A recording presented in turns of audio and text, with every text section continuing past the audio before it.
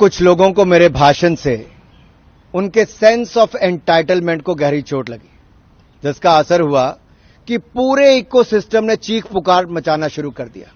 इन्हें लगता है कि सवाल पूछने का हक सिर्फ इन्हें है, क्योंकि ये प्रिविलेज है। ये वही लोग हैं जिनके पूर्वज पिछड़ों को, दलितों को, वंचितों को बुद्धू कहा करते थे। जो दूसरों को बुद्धू कहा करते थे, आज उन्हीं के घर में बुद्धुओं की भरमार है।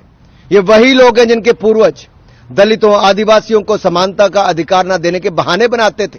ये वही लोग हैं जिन्हें लगता था कि कैसे उनके सामने कोई दलित व्यक्ति कोट पैंट पहनकर खड़ा हो सकता है और संविधान लिख सकता है। बुद्धू मैं नहीं कह रहा, बुद्धू तो कांग्रेस के तत्कालीन प्रधानमंत्री श्री राजीव गांधी जी ने कहा था, वह भी सार्वजनिक रूप से। सांझ को आंच किया श्रीमान राहुल गांधी जी, पूरी कांग्रेस जमात पढ़ ले कि स्वर्गीय राजीव गांधी जी ने कहा था, आरक्षण के नाम पर बुद्धुओं को बढ़ावा नहीं देंगे। और नव भारत टाइम्स का ये लखनऊ एडिशन का 3 मार्च 1985 और बाईलाइन थी आलोक मेहता की। इस इंटरव्यू का शीर्षक था, आरक्षण के नाम पर बुद्धुओं को बढ़ावा नहीं। और मैं कुछ लाइनें आपके लिए पढ़ देता हूं, जो प्रारंभिक इसका पैराग्राफ है। प्रधानमंत्री श्री राजीव गांधी की मान्यता है कि संविधान बनाते समय पिछड़ा वर्ग के लिए आरक्षण की जो व्यवस्था की गई, पिछले वर्षों के दौरान उसका बहुत राजनीतिकरण हो गया। इसलिए अब समय आ गया है कि इनके सारे प्रावधानों पर नए सिरे से विचार किया जाए। वास्तव में दबे और पिछड़े लोगों को इस सुविधा और सहायता दी जाए, लेकिन इसका विस्तार कर विभिन्न क्षेत्रों में बुद्धुओं को बढ़ाने से पूरे देश को नुकसान होगा। आई अनकोट।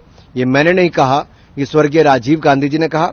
मैं तो कहता हूं, बात निकली है तो दूर तलक तक जाएगी। पूर्व प्रधानमंत्री के अति बुद्धिमान पुत्र इस देश को बताएंगे कि क्या उनके पिता की नजरों में पिछड़ा वर्ग बुद्धू था? क्या कांग्रेस राजीव गांधी जी द्वारा दिए गए एक अति घृणित जातिवादी बयान की सार्वजनिक निंदा करेगी? क्या उस बयान के खिलाफ कोई रेजोल्यूशन पास किया जाएगा? जो लोग आज तक लेगेसी की मलाई खाते आ रहे हैं, आज उनके मुंह में सवाल की खटाई पड़ गई तो झूठ बोलकर जगहसाई करवा रहे हैं। 1947 से लेकर कांग्रेस अपने वैचारिक दरबारियों के साथ मिलकर दलित और वंचित समाज को समाज की मुख्यधारा से बाहर करने की तमाम तरह के हथकंडे अपनाती रही।